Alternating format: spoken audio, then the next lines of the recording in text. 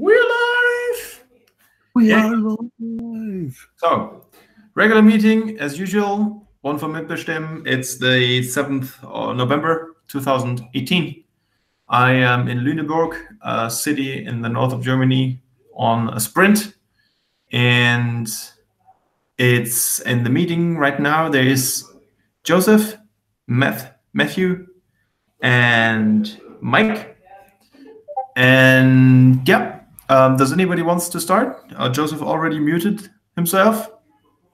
I think we have this nice list still, which should give us some guidelines. But yeah, Matt, do you want to start? Yeah, I can start. I was just reviewing that list, and I haven't really done anything on it. So I guess that's my. I was just looking at the pull request review, and that Mike and I, well, mostly Mike, but we're working on the seed stuff, and there's like I don't know if Mike saw that you were requesting that the structure.sql be removed. Mike, did you see that? Yes, I saw that. Actually, I should be pushing up the changes. I'm just trying to run it on Docker locally because I had not tested that. So I thought that in the background while we are doing this, I could just do Docker and run before we push anything. But yeah, I saw it.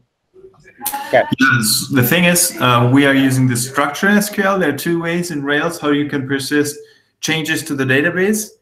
And usually there's schema.rb and there's structure SQL, which is the SQL dump of the structure. Faith has just joined. Hello, Faith. Hi. Woo. Yay. And we are using a Postgres-specific feature, and this feature is called Chrono Model, and they require us to save structure SQL. But if you have different versions of Postgres, and that might be the case when you, for example, run it from your host system or run it from your Docker setup, then you might edit the structure SQL just because the different versions add some more stuff to it, but which is not relevant. If you run migrations, however, you should save the structure SQL. Does that make sense? Mm-hmm. Yes, like you mean when I run migrations, like when I actually make changes to the structure of the database, that's when I should push up the structure.sql. Yeah. But when there's no change, only maybe the version changes like we had in this case, there's no need. Exactly. So when you create seed data, it's definitely not necessary to commit a change to the structure SQL. Yeah, makes sense. Okay. So that was Matt. Maybe we can have a look in the pull request. Matt, do you want to share your screen maybe? Sure. Share my screen. I was sharing earlier and I stopped sharing. Here. Yeah, and then the other thing was this the refactor, the bubble chart legend that we were kind of waiting to get some historical seed data. So like we have some conflicts now, which I can probably resolve because it's in the yarn.log, so it should be just accepting the stuff from master. I would imagine. Wow, it's quite long though. So yeah. Maybe. I mean, there are conflicts now. Yes. Yeah, I would resolve any conflict to yarn by checking out the old version of yarn log, running yarn install, and then commit the new version of yarn log.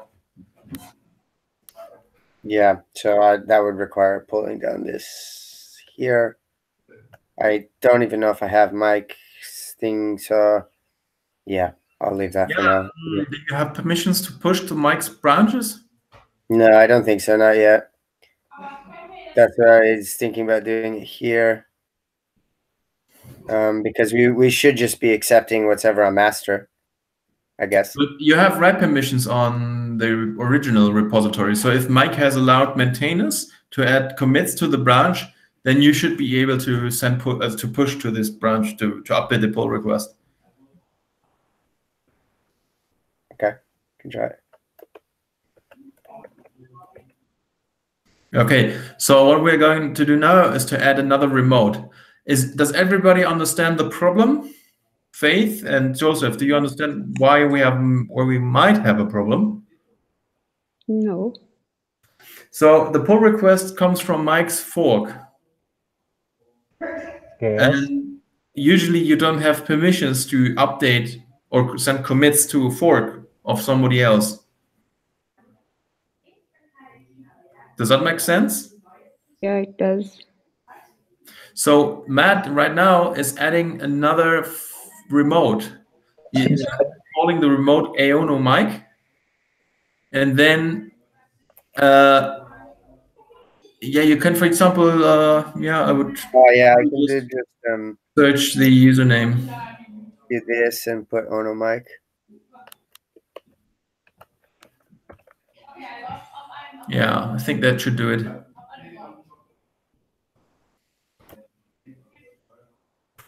Yeah, and then you can try to, first of all, fetch from Aono Mic. So we have now a new original Aono Mic.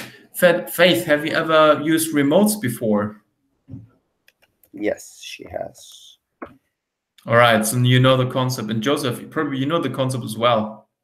She's an expert at them. Expert. Yeah. Ah, your local changes to the following files. What changes do I have? I have changes to my yarn.lock as well. Git Yeah, stack. you can say git reset hard or git checkout or whatever, and just install and update the yarn log file. Yeah, maybe like that. And then run yarn install once again. Yarn. But I need to hear from master or switch into the branch first. You should switch to the branch first, and you should. Yeah, I tried to switch to the branch, and it wouldn't let me because of the changes. So then you need to install it in the front end. Oh yeah. So, but you're saying from the branch reset hard to origin?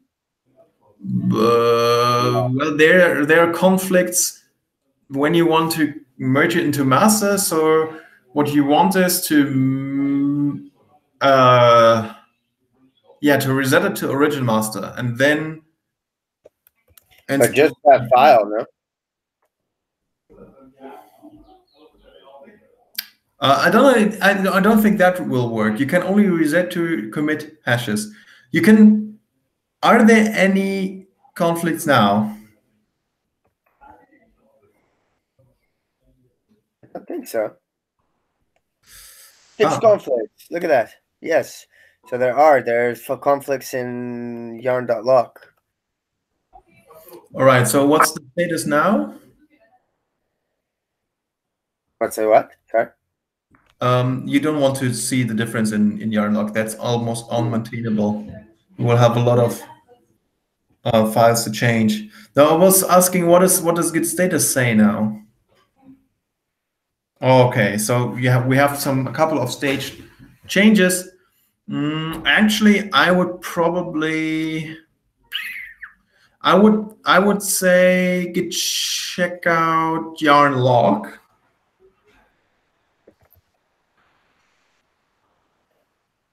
I don't see it because the avatars are on the bottom of the display. Yeah, like that.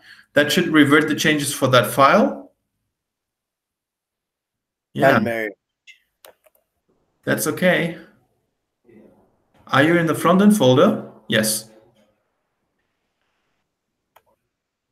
Unmerged paths. It's because I think they have, yeah. I don't know. Yeah, but it doesn't matter. You can also say git checkout origin/master and then -- yarn log. Actually, we want to make it unmerged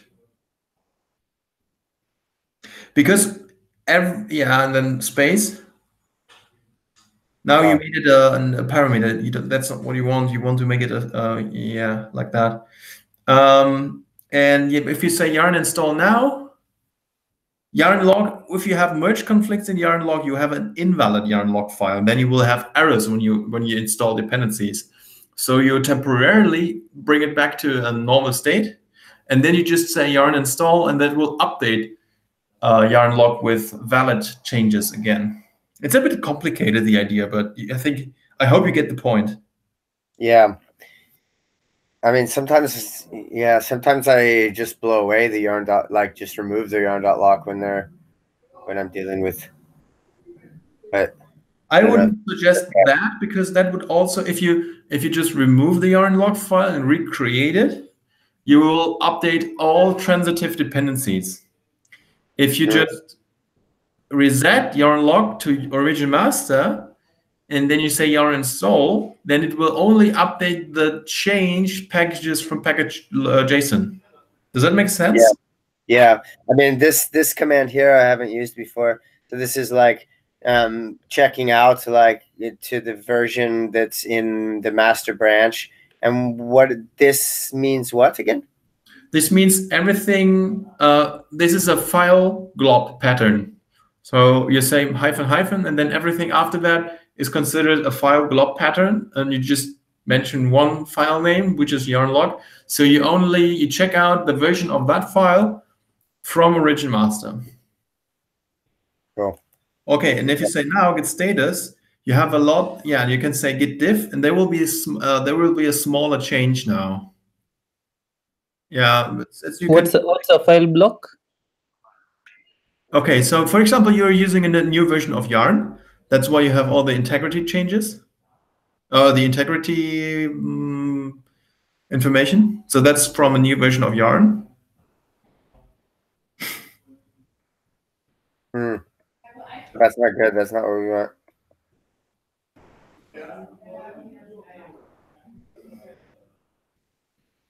But you will find at some point updated packages, I think.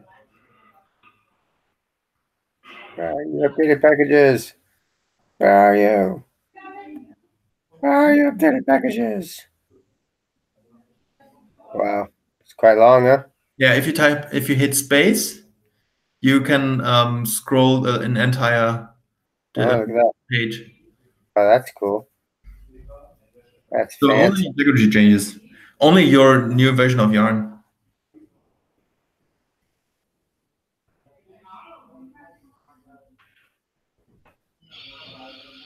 Yeah, okay, but it's fine. All right, just commit it. It's fine. All right, let's do it. I need to add it first, though. Yeah, you need to add it first. But does everybody understand the difference if you remove yarn log and if you just update those packages that have actually changed? Does everybody get the difference? If you remove, by that you mean deleting the file. Yeah, exactly. Yeah. If you remove the log file. So like you remove and do yarn again and run yarn again. Yeah, he's not suggesting you that. It's because I said like a lot of times when I deal with stuff like that, I just remove the yarn dot lock, and then he was saying that doing it the way we did it with checkout. Maybe I should ask a different question. Who knows the purpose of the yarn log file? To confuse us. Yes, that's one purpose. And another purpose? Joseph knows. Joseph's an expert at this stuff. The purpose, I don't know if you can hear me. Am I shouting? Yes. The purpose for the yarn lock is to lock the current version of the packages or the modules that you have installed. So if anyone was to go, let's say I start off by installing React version 16, and someone else clones my repo and installs, he goes and does yarn install, it's going to look inside the yarn lock and see the version that has been locked. from my end, and then it's going to install that. It will never upgrade it to like version 17, not until someone upgrades it manually, and then you lock that in the unlock. That's right. So you can have version ranges. That was maybe too long. Like I didn't. Oh, TLDR is that it locks the current version. Let's say Ruby, like okay, I don't know any gems in Ruby, but Gem file.lock, yeah. Yeah, the equivalent would be gemfile.log. Yeah. Yeah. So in the package JSON, you can actually specify a range. So you can, for example, say anything which is at least version number 15, right? Yeah. So, and Joseph was just telling us that when you run yarn install and you install the latest version, which is at the time version 16,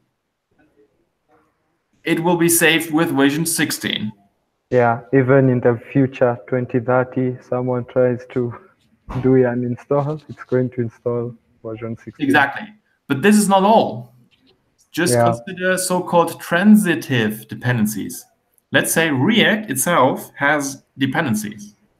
So you install React, which in turn installs other dependencies, which in turn will install other dependencies, and so on and so on. Yeah, that's the like. Right? So in the end, you end up with 100 dependencies. And that's why people hate like JavaScript, not many, but you will install like one module which has like 2 lines, but then that module has a dependency on other modules, and those modules have dependencies. So it's like a chain of So, and the versions of those modules are not in your package JSON, all right? You never specify the versions of those modules in your package JSON, all right? And so in NPM, like 3 years ago, didn't have a log file. NPM just had the version constraints from the package JSON, but there were no log files. The versions were not pinned to certain versions, and also not the transitive dependencies. They weren't pinned either, right? So when you, let's say you've pinned the versions in your package JSON and remove the yarn log and run yarn install again, all versions of the transitive modules will be upgraded. Does that make sense? Yep. Yeah, Joseph says yes, and Yes. Matt and Mike and Faith. And who else? Well, Faith was showing us the thumbs up. If you reset, instead of you removing your log file, if you just reset it to the last version from master and run yarn install, Yarn will only update those packages that were not pinned because you updated the package JSON. Okay, so if you change package JSON, you say, I want to have a new version of that particular dependency, let's say React, then it will, everything that's not related to React will be the same. All right. Only those versions with React and its dependencies, its transitive dependencies will update. Does that make sense? Yeah.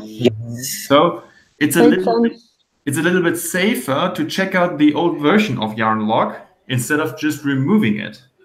Yes. Right. Yeah. I can give you the difference. So either you say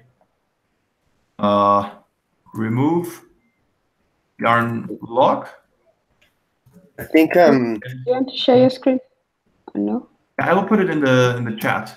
So Okay. either that, remove yarn log and yarn install, or you say git checkout origin master yarn log and then yarn. I think wouldn't it be like, because I'm noticing there's still changes to the package, like there's changes from master to the package.json as well. So shouldn't we like check out the package.json at the same time? Yes, actually, I thought the package.json has, yes. So this was removed apparently. So there was a change to package.json. And apparently Ember CLI Babel, it doesn't appear in the yarn log file now. In the package.json here. And the yarn.lock is still really big because of that integrity thing. Yeah, that's a new version of your yarn on your machine. Right. But wouldn't that be an issue? Like you wouldn't want to merge this into master, would you? That's okay. I think old versions of yarn will ignore the integrity field. Oh, okay. But the point here is you can actually make a test. Just remove the yarn log file on your machine now, run a yarn install again, and see if you see any changes to yarn log file. If you now remove yarn log. Just before I do that, I did the same thing that you just taught us how to do for the db/structure SQL. Yeah. Which looks really nice to remove if you add something to the PR that you shouldn't have added to the PR. That so that was the thing that you asked to be resolved on this ticket. And like I just ran that, then checked the status, and it says it had been modified. And then I committed the change, and then I pushed it, and then coming back over here to the differences between the master, it's now gone. Yeah, of course. Yeah, because your latest commit removed all the changes to the structure SQL. Yeah, which makes sense. Yeah, I mean that, but I guess it's not. I don't think for me, it's not always so easy to think about like how do I remove something that I've already pushed up there, and you know. Yeah, and you're not actually removing it. You have one commit where you add it, and then you add another commit where you undo it. Yeah. Not remove it. I guess like, but remove it from the difference. Yeah. Anyway, but yeah. So you were saying come to front end and remove the yarn.log. I have a question. Mm-hmm. Yeah. So whenever I work on anything and the structure.sql file has been changed, I always undo those changes before committing any of my stuff. So my question is, when will one ever need to change that file? When you run migrations. So there might be changes to structure SQL because you're running Postgres 10 and the Docker file has Postgres 9.6. So whenever you run db-create, for example, or db-migrate, you will change the structure SQL, even though you didn't add any migrations. But I'm still not, but I'm still not allowed to push that, right? Oh, well, you're allowed to push anything you want. It's just great more work for Robert. Can you please remove it?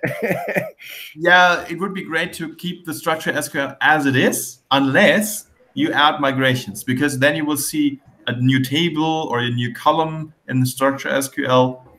Otherwise, you will see something like that. Like you just saw what happened to yarn log when you run yarn install with a new version of yarn. You suddenly have a new attribute called integrity check. I think there's something similar for Postgres. If you run it with Postgres 10 instead of 9.6, it will add more stuff to this structure SQL file, which is not really necessary. Does it make sense? Yeah, and there's, by the way, there you go. So there are a couple of new versions now. So Babel generator is on 7.1.5 instead of 7.1.0. Right, so that could be a problem, right? If you just remove your log, it's not that safe anymore because it was pinned. All the transitive dependencies were pinned to a certain version, and this information got lost. Okay. Does it make sense to? I mean, it's quite complicated. But you see the difference here? So Matt just removed yarn lock and run yarn install again. And suddenly you have a couple of dependencies with newer versions. I mean, isn't that what you like pay Dependabot to do for you though? Yeah, but Dependabot is doing everything at a time. Yeah. Right? And it's only updating those versions that I added to the package JSON. Yeah, not the transitive one. Yes. If you want, you can run. There might be situations where you want this, right? So please update all my transitive dependencies. Then you would just remove yarn lock and run yarn install again. There you go. Maybe there are there might be situations where you want this behavior, but if you think of, okay, it went all right last time, I want to have it just how it was. You want to go for the safe way. The safe way is keep yarn lock as much as possible as it was and not touch it unnecessarily, and run yarn install just to update a couple of packages. I mean, that pull request was a perfect example because there was just one package which was removed.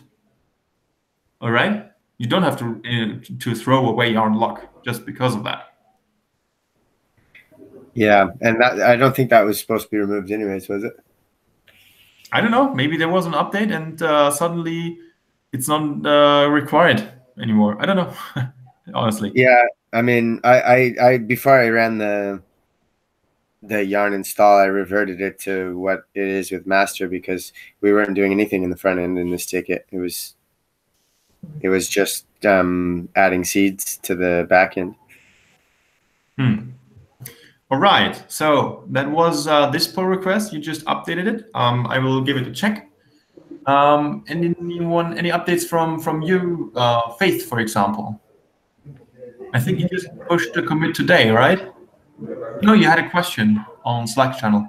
Yeah, I had a question about whether or not adding it to the travels, making the changes on travels.yml is necessary. Maybe you want to share your screen? Yeah, I'm doing that. Almost doing that. Robert, real quick, so I've just run all the tests in the front end after having updated all the transitive stuff, and it's all passing. So is there any reason why you would not want those to be updated?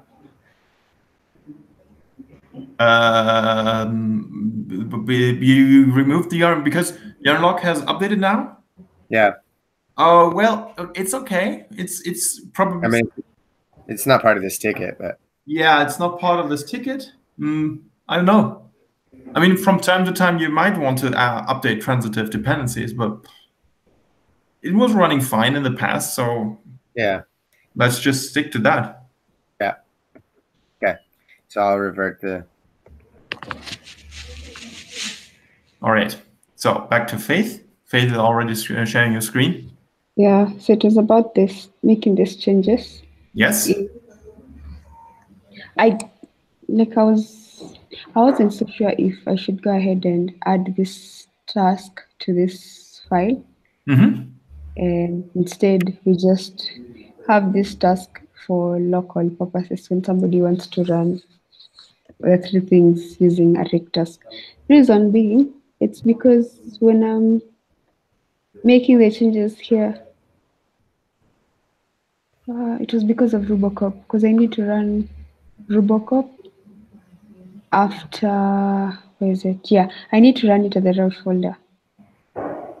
So, and I can't, my understanding of what you're suggesting here was any place you're running Brickman or Rubocop or RSpec, I should use this task. I don't know if I got that correct. Yeah, so the Travis YAML is a little bit complicated.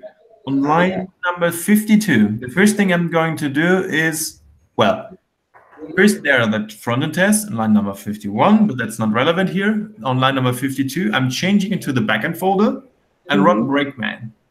Yeah. Then on line number 53, I'm running rake, which will run the RSpec tests because there's only one rake task for the RSpec test right now.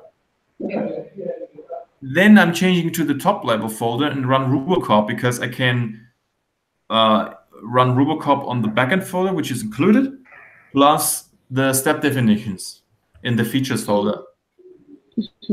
Right? So it's a little bit complicated.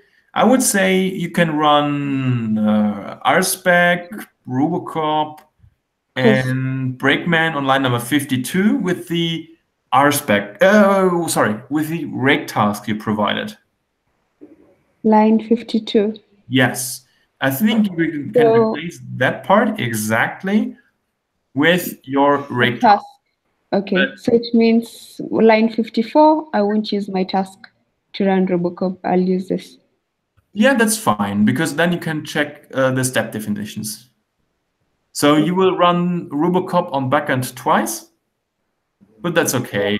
It will just add maybe 1 second to the build pipeline, so don't worry about it.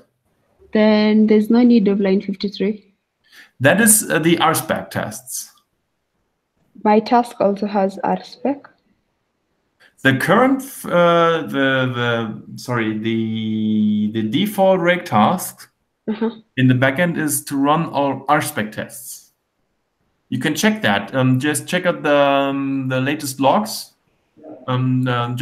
Just go to the latest commit of the master branch and check out the Travis CI builds log, and then you see what's going on. So you click on commits, and then there's the green check mark icon. You can click on that. Yeah. And then you get to the build server, and you will see the log. There's the log. If you scroll down a little bit, and then you can go to the bundle exec rake in the backend. In the backend? Yeah. It's further down. This is Brakeman, and there you are. CD backend bundle exec. Oh no, that's Brakeman. And then there's on line number 2, 1209.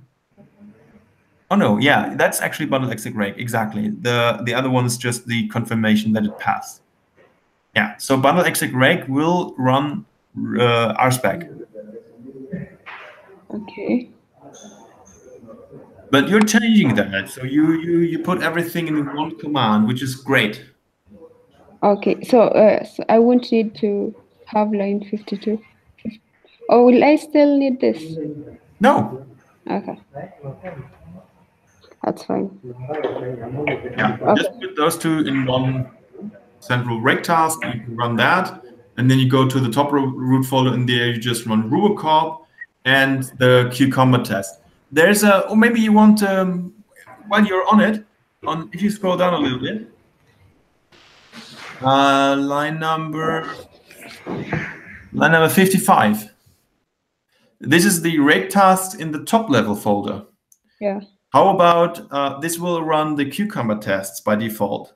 You can run we can run Rubocop first and cucumber in one rake task. That would be ideal.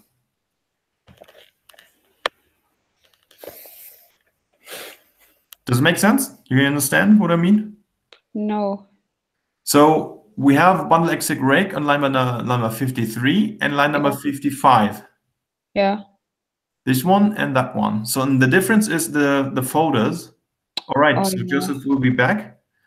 No problem. See you later. So the difference is you run on line number 53. You run it in the backend folder. Backend folder, yeah. And 55 is run in the top level folder, root folder. Yeah. This one will run the cucumber tests. The other one will run the RSpec tests in the backend. Okay. If you're already on incorporating all the things in one rake task, one rake file, you can put Rubocop, RSpec, Brakeman into the rake task of the backend. And you can incorporate Rubocop and Cucumber into the rake task of the root folder. But okay, so that's interesting because I thought for rake task to run, it needs the bin folder. how is it going to run at the route folder? I thought that's No, not it doesn't possible. necessarily need the bin folder. It bundle exec just needs a globally installed executable called bundle, which comes from bundler. And optionally, you can use the one which is provided with this so-called bin stop in the folder bin, but that's not required. It's just bin/rake will do some caching, and if you run it several times, that might be faster, but it's irrelevant on the build server. Okay, because that's interesting. This command here,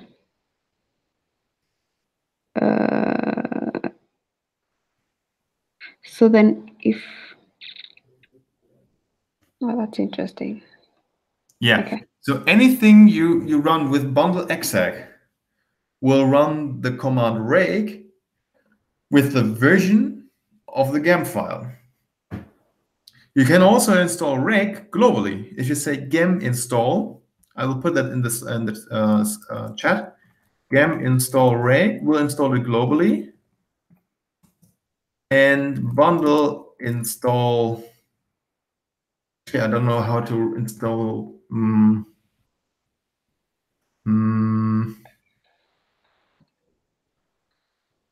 Yeah, so at least gem install rake, and then this rake will run it globally. If you say bundle install, and then you say bundle exec rake, then that will run rake with the version of the gem file. Okay. All right.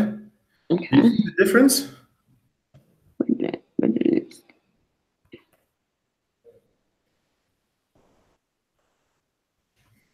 The difference between?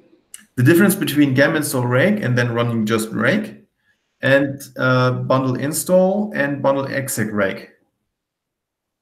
Like, what's the difference between rake and bundle exec rake? That's the question here.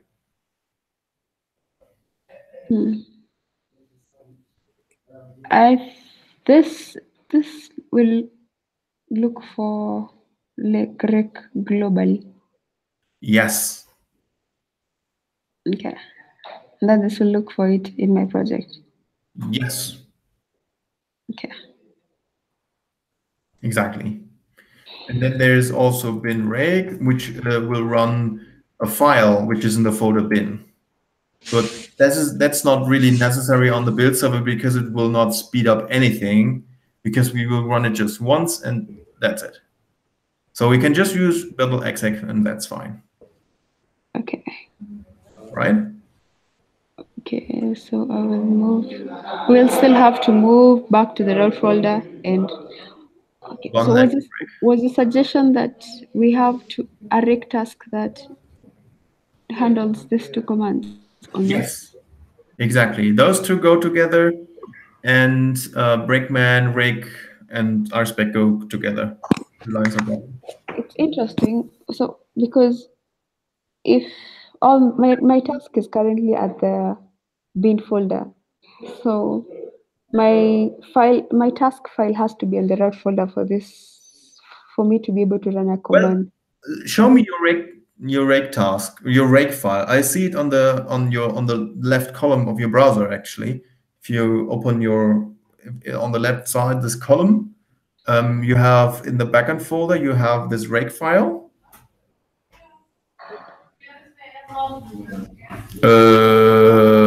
No. Yes, where? There's the rake file. There's the rake file at the top in the top level folder, rake file. Yes, this one. Okay. So this is a rake file which has just the cucumber tests, and there's another rake file in the backend folder.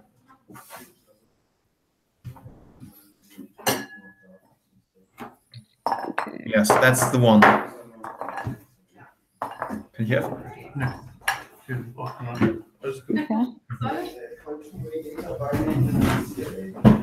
All right, so this is another one, which is loading, I don't know, application load task or something, which is adding the rake task. There's some magic going on here, and suddenly the default is the RSpec tests. Okay? And you can replace it with anything you want. Right? Okay.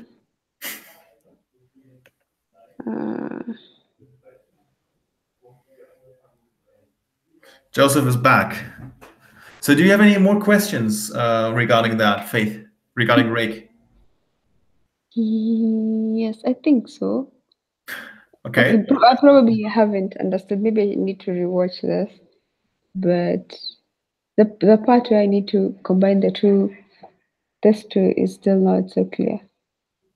It's just the same thing on in another folder. It's exactly what you did before, just for another folder. But what I did before was in the lib. I had to create a file in the lib folder. You had to create a file in the root folder. In the lib folder. Okay. But what you're Yeah, talking about because okay, I think Rails application log tasks is loading everything which is located in folder lib for tasks. So that's the Rails default. On the top level folder, you don't have Rails application log task or something, but you can add rake tasks there. That's no problem at all. You can specify your task right in this file, right there, line number 6. That's perfect. That's just fine. And task default will point to features. Okay. Yeah. Now, is everything clear? Yes, I think so. Yeah. So I need to add this. For me to combine that command, I'll need to add my tasks here. Yeah. Which is Robocop and yeah, and loading files from lib/task is Rails behavior. Okay. It's not clear. Easy, huh? Yeah. So this, but this is running. Okay, that's fine. Yeah, it's fine. I'll only add now. Robocop. It's my turn now. I'll only add Robocop a task. Okay. All clear? Yeah. All right, Joseph, you're back. Yeah. So how was your week then? It was great. Well,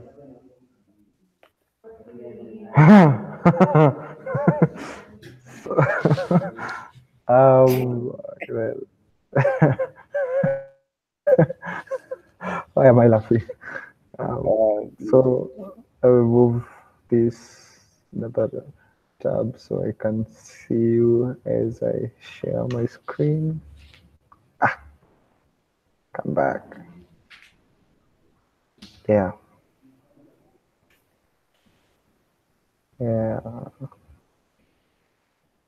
So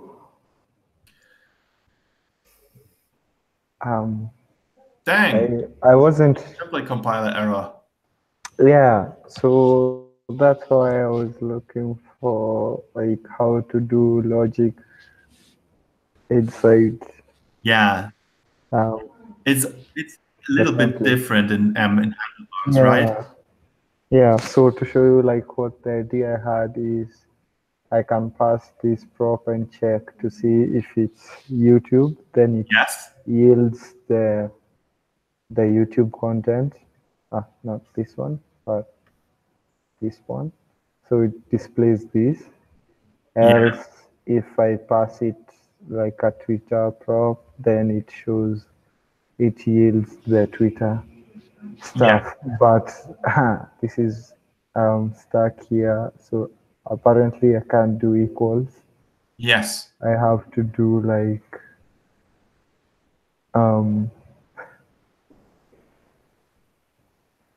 all right, that. so you're confused by the handlebar syntax.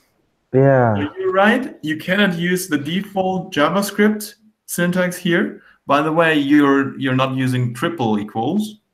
which you should always do if you compare two strings?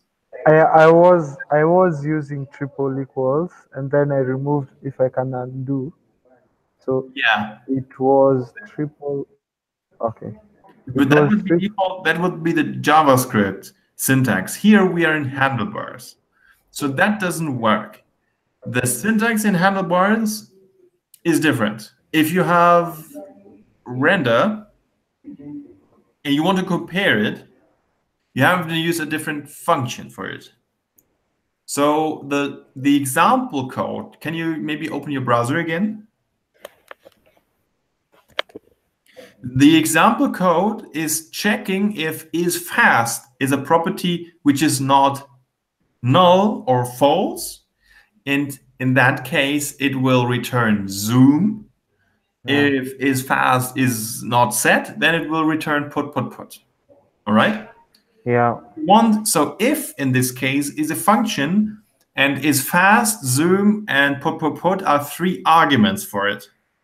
The first one is the conditional, the second one is the then, the third is an else. So it's a ternary if operator here. Right? What you want is something where you can compare and put that into a condition, right? Yeah. And what you're looking for is Ember Truth helpers. You need something, a plugin for it. It's already installed in RFN. Ah, nice. And the keyword is Ember Truth helpers. Maybe you can Google that.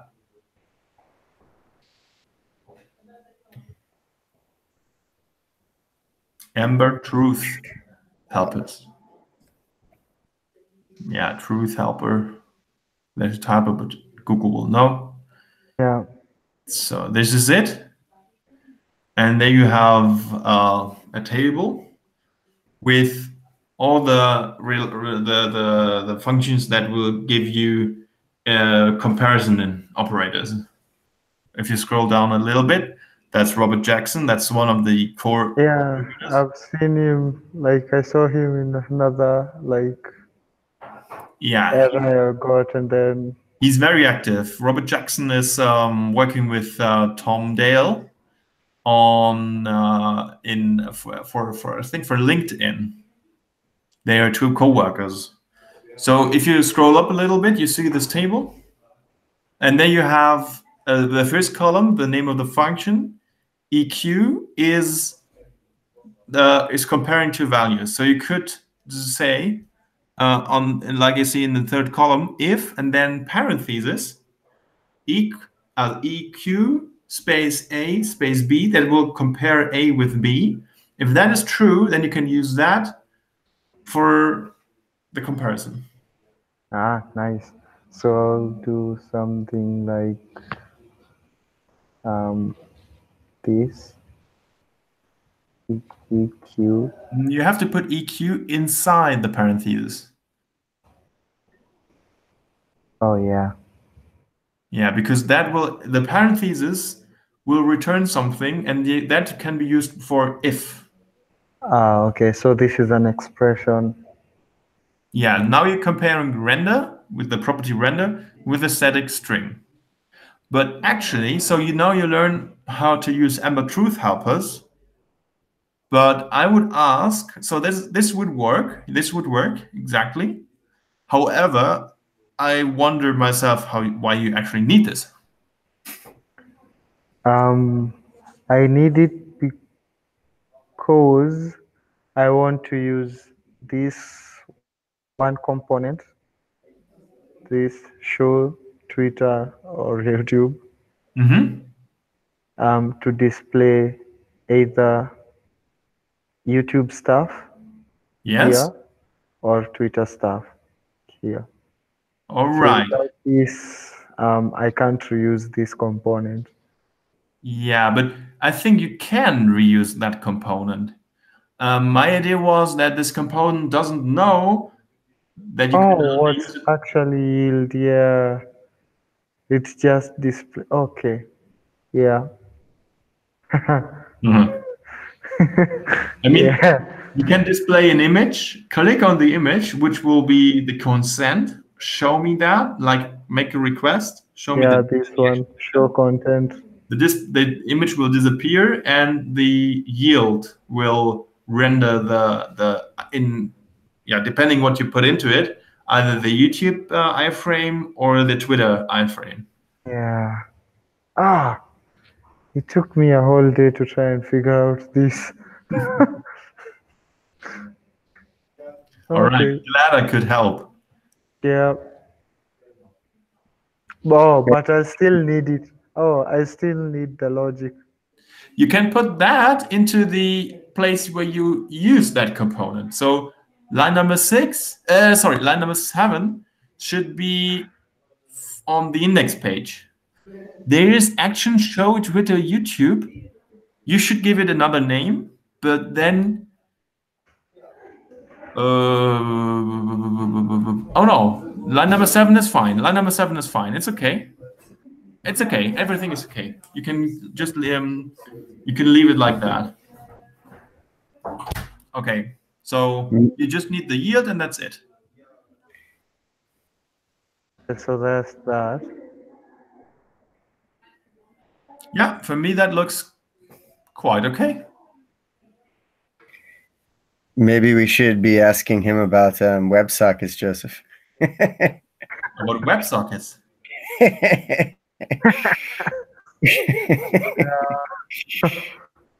But it's okay.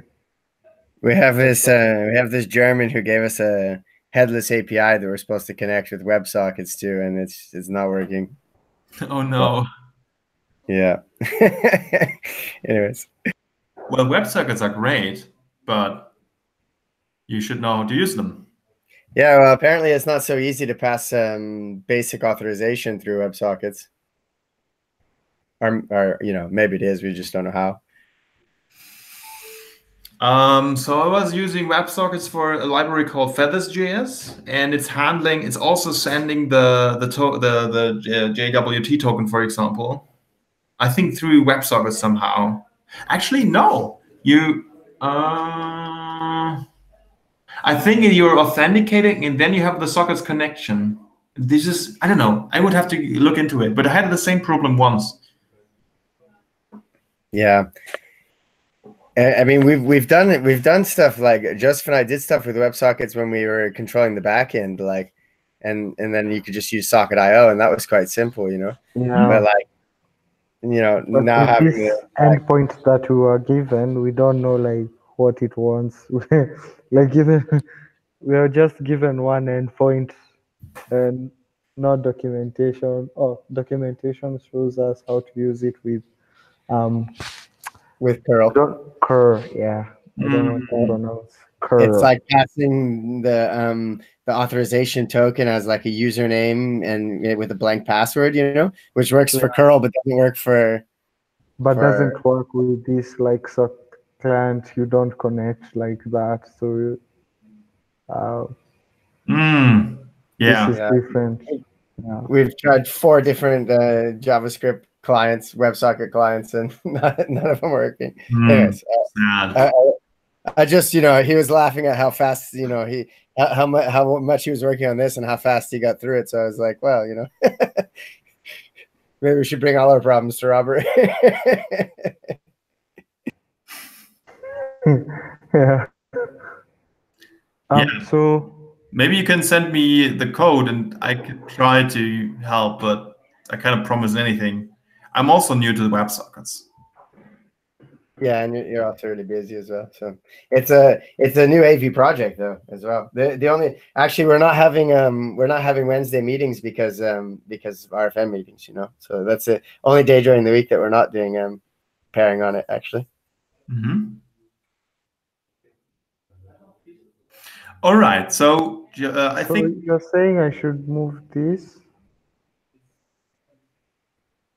No, it's fine. You can keep it. You should put that there because you want to show an image and you want to click on it, and then maybe you don't want to show a button, but you definitely want to show an image. Yeah.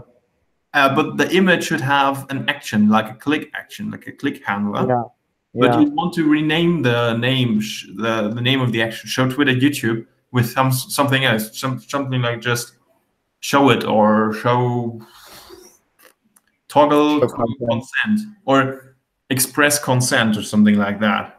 Because But I want this will be different for Twitter and for YouTube. So that's why I'm wondering how will I, or should I just use one image for both of them? yeah, you can pass the link to the image as a property, render that image. If you click on it, show the actual content. Cool. Yeah. What? Come again? So you can pass the link to the image as a property. Then you have an action when you click on the image, To the image. and then you do the yield. Oh, so I can pass it from here, the link. Yeah. Yeah, you can pass it from you can pass the link to the image as a property. So you have said I can just use one image for both of them. Yep. Yeah, well, not the image URL will be different, but you can use the same markup. So how will I know which image to, Well, which URL to pass? Yeah, you can open index HBS. And if you scroll to show Twitter, YouTube, then you say on line number 248. 248. Okay. 248, yeah. And then you say URL equals whatever. Oh, like that. Yeah. Then I'll come and get the URL. How? From the component? It will be in there. So if you just you don't have to change anything there. So when you pass URL on index HBS, It will be get here. that parameter. You can get that argument here. You will, for example, just say URL. Interesting.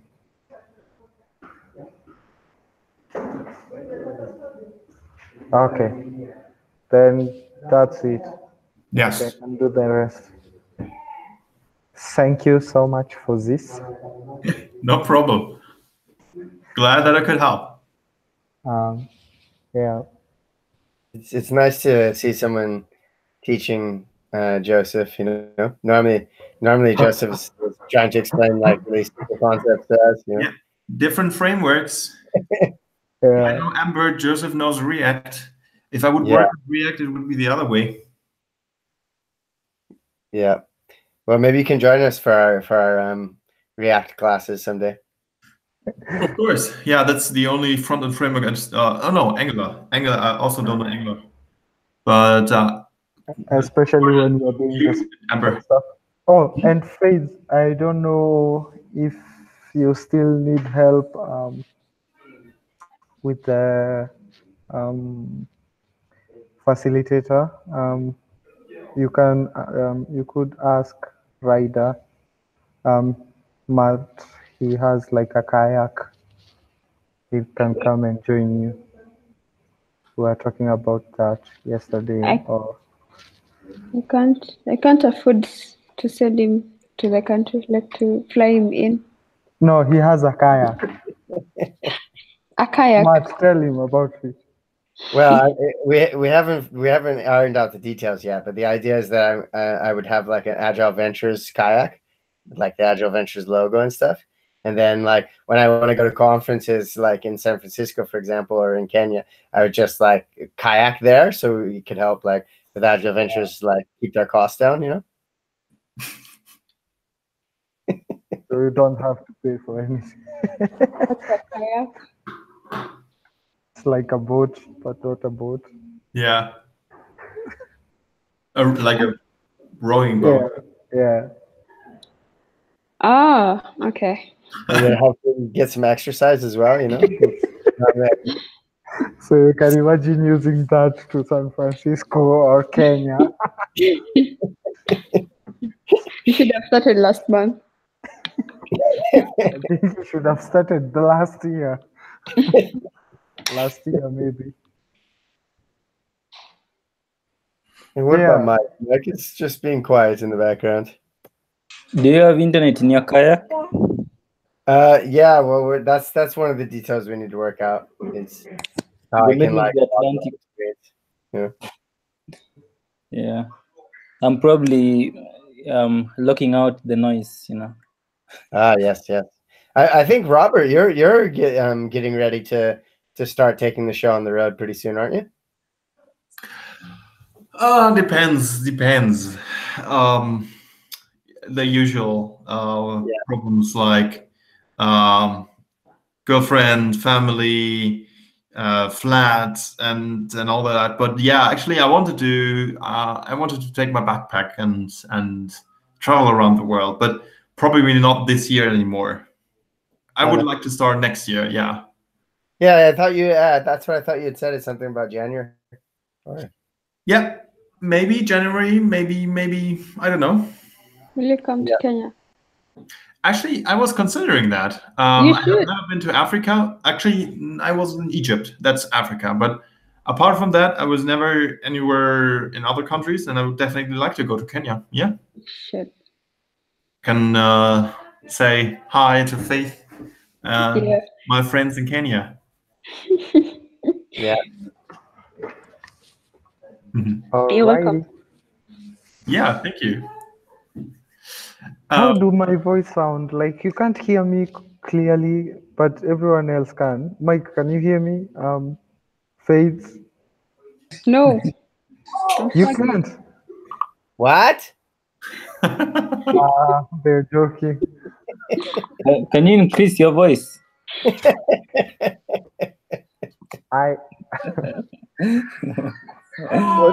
What was Mike saying in Kenya? We were excited to be on the internet. I don't know about that. Maybe he can tell us more. Robert was like in Germany. They don't like there are a few guys who don't like going online. In Kenya, we are so excited to be online. Like we have these guys, Kenyans on Twitter. So they, they just, I think they live and sleep on the internet. So yeah. Yes, they love to be on the internet. Yeah. Yeah. All right. Yeah. She loves to. Not being on the internet it's a big thing in Germany. For example, the biggest IT conference in Germany, which is called the Chaos Communication Congress. Chaos Communication Congress. It is not allowed to take pictures and put them online without asking the people who are in the background. So they are very serious about it. Yeah. Okay, Mike. Any updates from your side? Maybe any questions? I'm just trying to run the Docker thing, but I was meeting a few. Matt.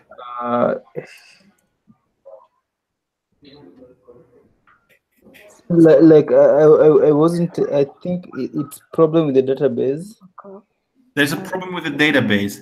Sometimes it helps if you just run docker compose down -v, followed by docker compose up and --build. So --build will force a rebuild of the Docker image, and that should do the trick. You said docker compose down -b? Down -v means remove all the volumes. So sometimes you have volumes in your Docker compose, for example, the node modules, the string folders, and sometimes the backend, the database. Yeah. And if you remove that, that might clean that state.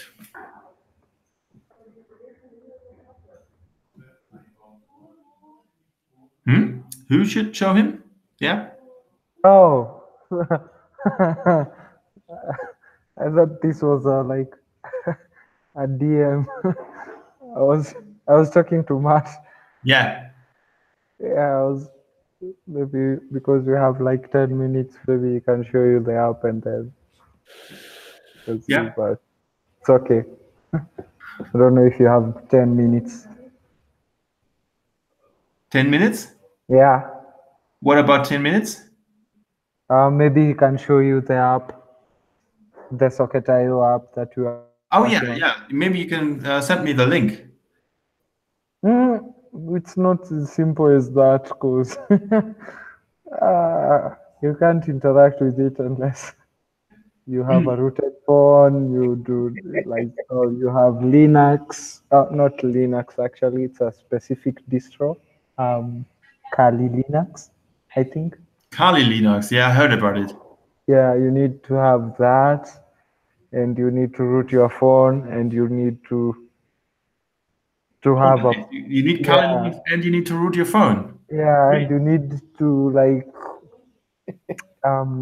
have friends. I don't know. You need to send a QR code so some Matt can scan it, and then I or me or Faith, and then we can start sending messages. It's super complex because Wow. they say when you use that, you the government can track you, especially the ones who we know, like the the Oh yeah, by the way, I forgot to click on Matt's screen. So Matt, you were showing me something.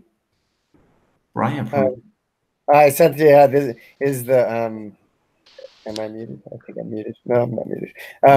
This is the app he's talking. This is like it's an Android app for secure messaging, but then like they've created a headless API, and then like you can create a like desktop chat. So that's like what we're doing, you know, in React. Aha. Okay. Well, fair enough. There's a couple of secure messages out there. For Yeah, example, I mean, go ahead. Sorry. Signal is one of the secure messages. Yeah, but Signal sends your metadata with each of the messages. Correct. So it's not really secure, you know. It's like secure in the sense that they can't see what you're talking about, but they can definitely see who you're talking to, and they can create maps of like activists, and you know that maybe is not a big deal in some countries, but in some countries, like you can, you know. Yeah, you can be trapped. If you're interested in that, I will quickly share my screen. There's something you might be interested in if you're interested in secure something. I recently found about CryptPad. I don't know if you know that, but that's very interesting. It's like an Etherpad, like something which you can use as an alternative for Google Docs. Nice. And it's encrypted before you actually send it to the server. So I haven't checked out the codes. It would be worth to check out the code of CryptPad GitHub. But as far as I know, it's encrypting your data before it reaches the server. It's encrypting it on your browser. And you just assign a password. And then this password is used to encrypt it before it gets sent to the server, which I find very interesting. Yeah. And it's very anonymous. Yeah, that would be something very interesting for you. By the way, since it's on me now, I also want to share you with some news. I was working on another project today and yesterday. And today I learned how to deploy code on how to easily deploy Docker files on a service called Site. Do you know site.ko? No. So they have an integration into GitHub. So whenever you deploy any pull request or a master branch, everything gets immediately deployed, even without merging. So for example, yeah, this pull request is automatically deployed now. So all your pull requests get deployed. And everything it needs is just it's just a Docker file. Okay. So that it's deployed like to a server somewhere. Yeah. Wow. So we have a custom domain which is called Space Muffin. but every pull request is deployed to something like space muffin hyphen and then something and .now.sh. And only the master branch will be deployed to space muffin.now.sh. But you can like have a custom deployment, exactly. No, but like you can have like your own DNS point to whatever that would be possible too. Yeah. So all you need to do is to say less, and then it gets deployed. And also what I find very interesting is that all your pull requests get deployed as well. Yeah, I mean that's amazing. Not only your master branch.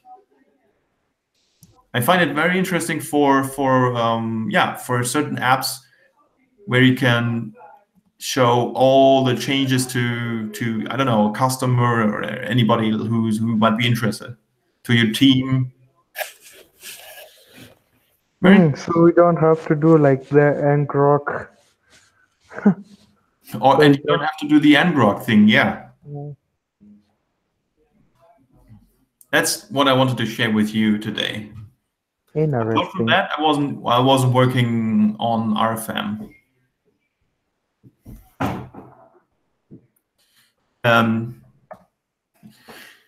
Any further questions from your side? Show him the socket. I didn't say anything. I can't hear you. Yeah, I know. You're causing problems, Joseph. Oh, I wanted like Matt to demonstrate the app, but yes, I'm gonna do it, Joseph. Yeah, going to demonstrate it. So it's a Java app. The backend. Backend. Minus V. You don't need minus V. Yeah, that's the one. No, yeah, I put minus V because then it gives the verbose. But I don't know why it's not working. Unrecognized minus V, because I think it goes at the end. But anyways, it actually, with the minus V, it's actually helpful because then you can see when it's connecting or not connecting with WebSockets. Yeah. But we're not going to actually get into debugging what's going on. Just have a. I mean, I guess a little bit different than when you left it, Joseph. But there's like many different iterations. Like the latest thing was trying with like this WebSocket client. Well, actually, it's this WebSocket. But then like we tried it with Socket.io and tried it with like Sock.js and tried with WebSocket. And none of it's working. You know. Oh no. Yeah. So kind of annoying. So if you go to the documentation for the, and then you see like what they have. Bookmarks, Briar. It's like it's super secret, so they don't even want anyone to know how to use it, I think. So I mean, it's working. Like, so we've started the database. We've signed in the server, and you have your authorization token, which we've added to an file. We've been able to we can get the contacts. You can't add contacts. That's the thing. They don't have any. The only workaround is to add a contact to the Briar app running on a rooted Android phone, and then move its database and key files to the headless peer. So they're working on getting that implemented. Then we can remove a contact. We can write private messages. We can, get the private messages, list the private, the blog posts, blah, blah, blah. But then it's down here to the WebSocket API, you have this curl command, which only, doesn't work if you have any special characters that need to be escaped in your auth token. But then you can regenerate a different auth token if you do, or you can pass it in as a user. But this whole thing here about passing in the username and password in the URL has been deprecated. So there's some documentation there on on Mozilla Firefox, for example, about how this is not a good approach to even use. But like, yeah, anyways, and it's So that's all we have. Like the endpoint, we know that for us to connect to the WebSocket, we need to go to /v1ws, but well, that's first it. of all, to even visit the thing, we need to like go into Chromium browser and disable the web security, because otherwise it doesn't work. Yeah. That's probably for cross-origin requests, right? Yeah, exactly. Yeah. And so like now, it's broken now because I was like debugging, like, but we were able to get the request, but now this is like the latest. It's like coming back with the 404, and like saying that there's an error in the WebSocket handshake, So, Yeah. anyways, exciting stuff. That we're debugging for 3 days. But yeah, is Daniel responsive? Did you create an issue for it, or is he aware of it, or she? Yeah, like the thing is that there's like they have their own. I'm not even exactly sure how to create an issue, because they have their own GitLab, like private. It's like open source code, but like I don't know. I mean, it's kind of difficult to understand exactly.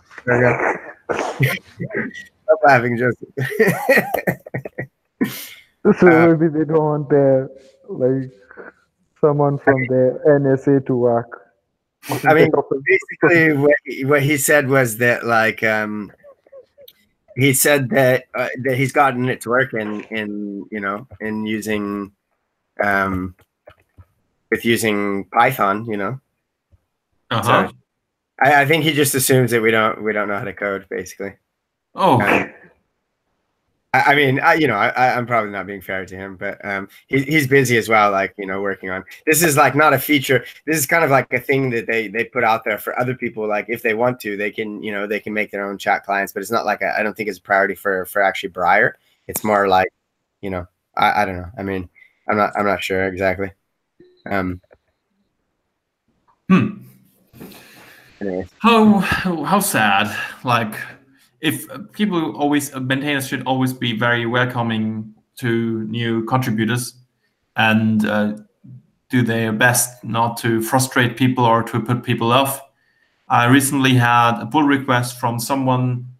Just to give an example, I was working for a Human Connection. I got a pull request from somebody, and I looked into the files changed. It was like, holy mother. Yeah. 500 different files changed, and I didn't get a thing. Like, it was so complicated. It was so a huge pull request. Actually, I can show it to you because it's all open source if you're interested. Yeah. Faith you can go to the back end of Human Connection and check out the latest closed pull request, and then you know what I'm talking about. But actually, I learned that I was really trying hard to be as much as polite as I can when I was closing the pull request, because it's so unmaintainable. But recently, I also found out that this person is actually, I don't know how to say it in English, but an autist. Is that in proper English? Autism. Yeah, has autism. Has autism. I'm not sure what you call it person. I find it super awesome that this person who has autism is trying to contribute to an open source project, right? Yeah. And I find that really awesome. You have to check out the GitHub. Yeah, I was just going to show the. Well, I guess is this what I want? To show. You want the GitHub? Do you want to show pull requests? Yeah, I just wanted to show what site we're talking about. Yeah, it's a social network. Blah blah blah blah blah. That's just like a presentation website.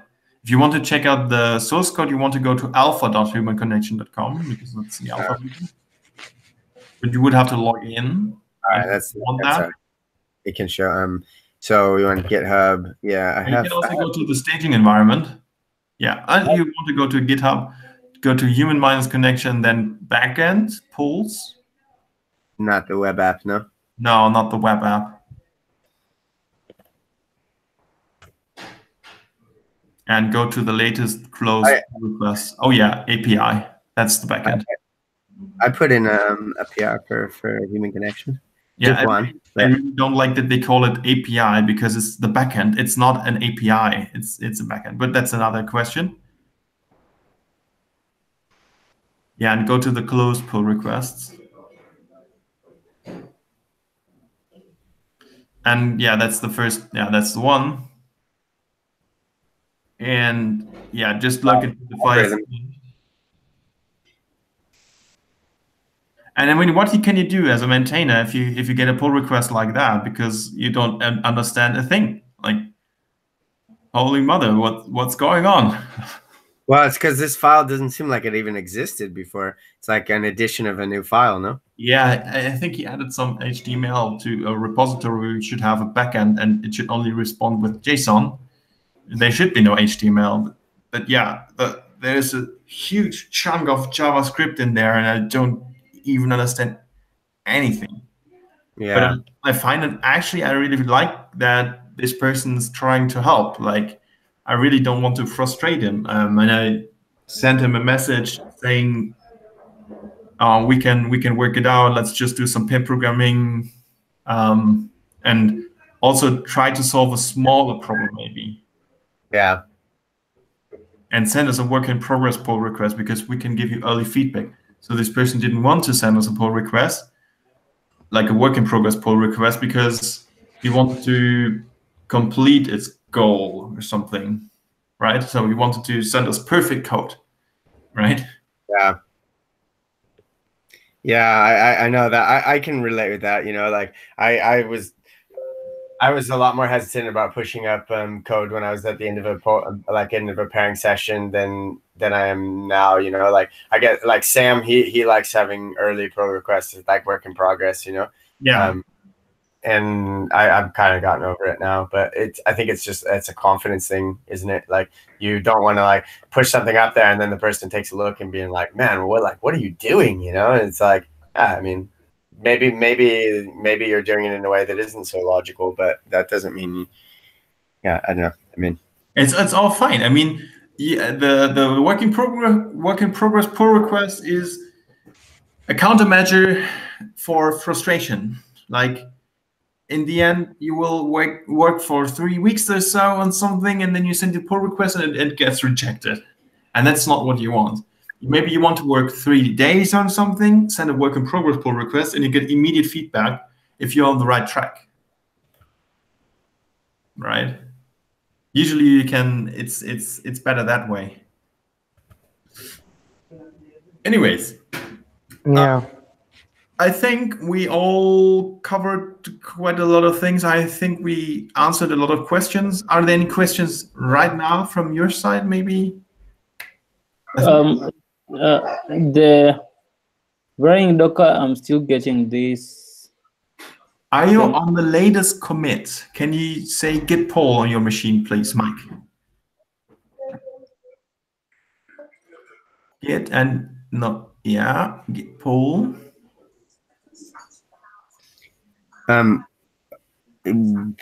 Upstream.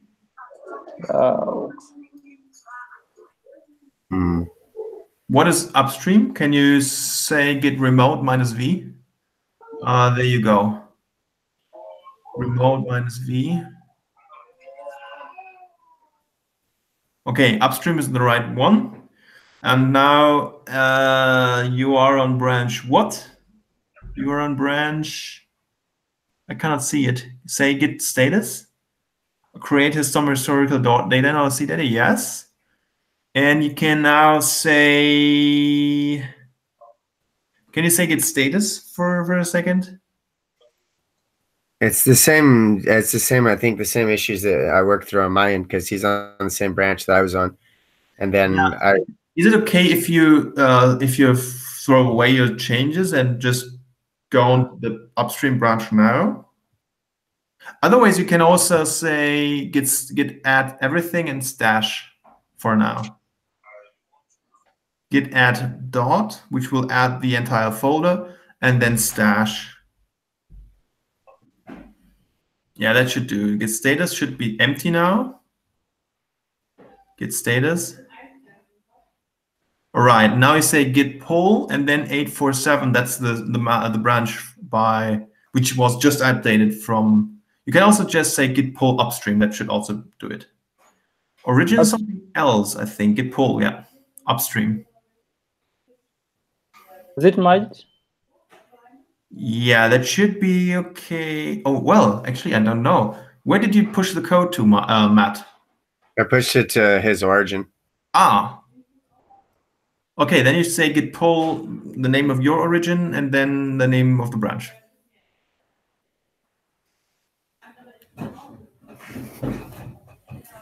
It's a bit interesting though, because like, I don't know. Never mind. All right.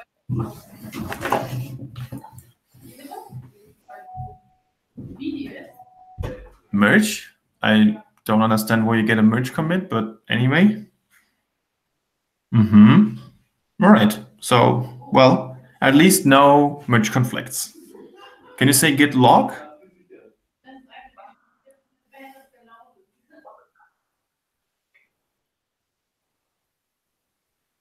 Matt Ryder, 7th of November. That's today. Okay, that's fine. Okay, and if you say now docker compose down, followed by docker compose up -- build, and you can also remove the volumes, like docker. I think I need to get the charger. Oh, Just a Did I, Robert? Did I tell you about the pull request that Daniel Kukula put in for website 1 that actually creates? Oh yeah, I did. I shared it with you. Yeah, you saw that Yeah. creates a cache of the bundle. Yeah, you showed me. And I think we have node modules as a volume. So doing docker compose -v, docker compose down -v should remove those volumes, and docker compose up -- build should definitely update those. Yeah. Yeah, there's still that error with the node packages. I even stopped using Docker. I couldn't. I wasn't able to start it even using our hack that we had with Matt, just doing down and then Docker Compose up dash build. It wasn't working, so I had to just use the That's sad. yeah. Now it's running yarn install, so that's what we want, because it should install the node modules again.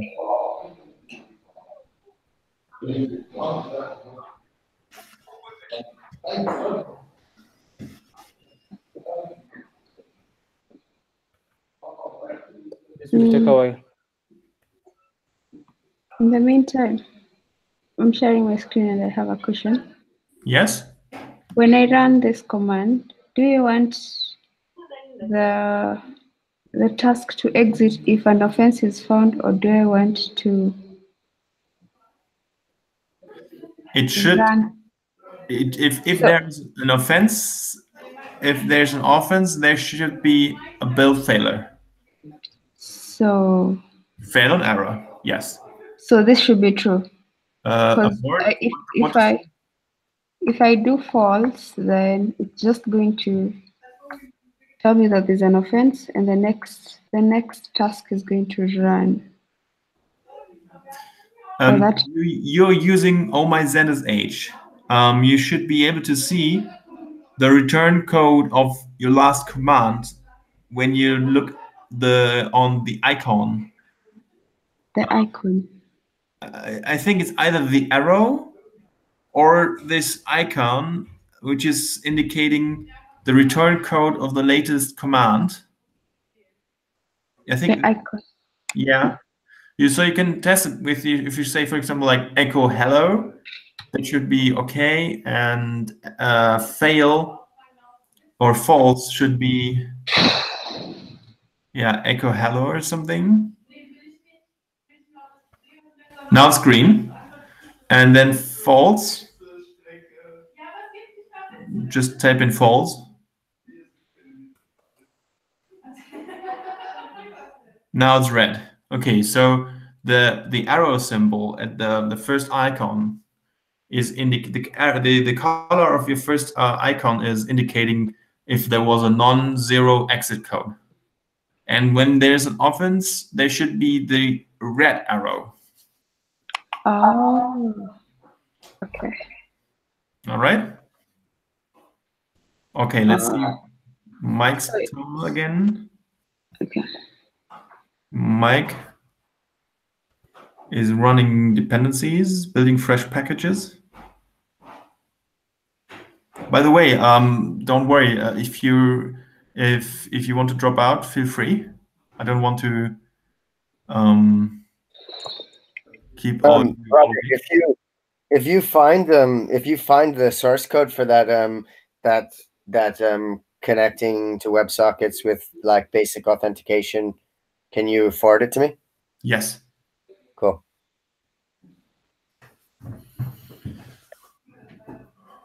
Maybe you can also have have a look into it right now. You have been to the API repository of Human Connection. It should be in there. Oh, it's okay. It's with.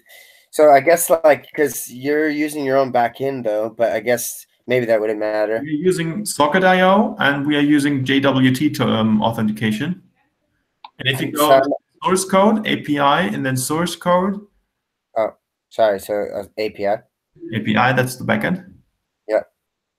Oh no, actually, is it in the backend? No, it's in the front end. It's in the front end. I'm sorry. So if you go to the web app and then you go to plugins, I think. Plugins. Then API. And then you scroll down, there you have Feathers WT token and storage. That's where you have your cookies, and you scroll down a little bit. Socket.io. Blah, blah, blah. Okay, we keep the socket. Then authentication. Okay, so this is, okay, it's coming from Feathers. So Feathers has a node client library, which gives you the authentication. And all you have to pass in is the local storage and some auth key, and everything is okay. This will probably not work for your case because it's so tied to the library. Yeah, I'm not sure what the JWT token, if that's how they implemented it. I definitely heard something about that, but like how do I identify if auth key is JWT or not? I couldn't hear you because your connection was blurry. Can you repeat that? I don't know for sure if I can ask him, but how would I identify a JWT token, like what that looks like? Because I have like an auth token. Yeah, a JWT token is sent with every request. And it's if you send it via HTTP, it's sent with a header. You have BIRA space and then your JWT token. And if you can use it, you can also send it via WebSockets. Or maybe maybe I'm wrong. Maybe you first authenticate and then you make a WebSocket connection, which is to be assumed secure. I don't know. I would have to look into it. Yeah, So, I was just wondering. That's a JWT token. Yeah, so these are different examples of JWT. I think they did use JWT tokens actually, because it's becoming like a standard. I think everyone is now using it. It looks pretty similar to what, because you know, to get these messages here that you see on the screen, like we had to use the JWT token here.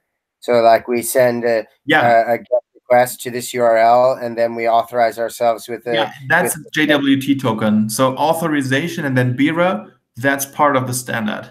Yeah, so that doesn't work with WebSockets. Like none of these WebSockets, like they don't support like sending headers.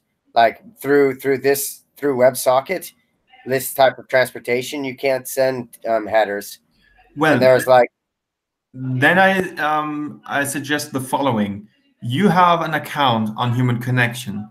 You know that we also use JWT and we use socket.io, and you should see the JWT token somewhere. So I suggest you to log in and use your developer tools to inspect the WebSocket connection and see if there's somewhere a JWT token somewhere in there.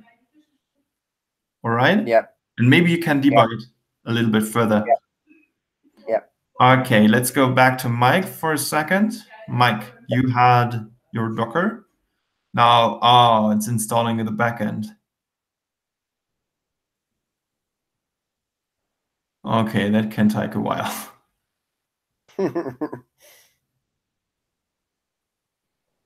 Yeah. Actually, I think this is pretty boring for somebody who is watching the video later on. Maybe I will help you, Mike, and we communicate via Slack. What do you think? Because it might take a while until the Docker build images are built. Yes, that's okay. All right. So, any further questions from your side? Matt, Joseph, Faith, anybody? No, I mean. Yeah, no, for me too. All right. So then I would say let's close the regular meeting. No? Yeah. Yeah. Okay. Then I say stop broadcast. And I wish everyone a beautiful week. Thank you. Thank you. Goodbye. Goodbye. Safe journey.